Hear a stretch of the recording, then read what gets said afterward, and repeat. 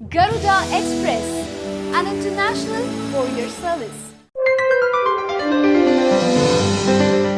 తమిళనాడు దివంగత ముఖ్యమంత్రి జయలలిత మృతితో ఖాళీ అయిన ఆర్కే నగర్ నియోజకవర్గంలో మరో ఎమ్మెల్యేని ఎన్నుకునేందుకు ఎన్నికల సంఘం ఉప ఎన్నికల తేదీని ప్రకటించింది.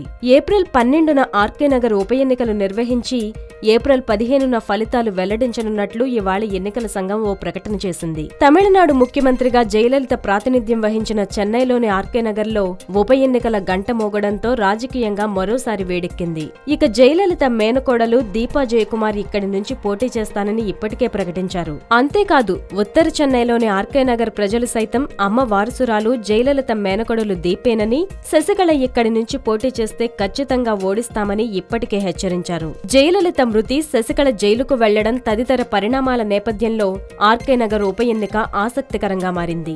అధికార అన్నాడీఎంకే పార్టీ పళనిసామి, పన్నీర్ సెల్వం వర్గాలుగా చేలడం, జయలలిత మేనకోడలు దీపా జయకుమార్ రాజకీయ అరంగేట్రం చేయడంతో పాటు ఆర్కే నగర్ నుంచి పోటీ చేస్తానని చెప్పడంతో ఈ ఉప ఎన్నిక ఆసక్తిగా మారింది. ఈ రోజు నుంచే ఎన్నికల కోడ్ అమల్లోకి వస్తుందని ఈసీ స్పష్టం చేసింది. హాయ్ యోయో వ్యూవర్స్, సబ్స్క్రైబ్ చేసేటప్పుడు అక్కడ ఉండే గంట సింబల్ ను ప్రెస్ చేయడం మర్చిపోవద్దు.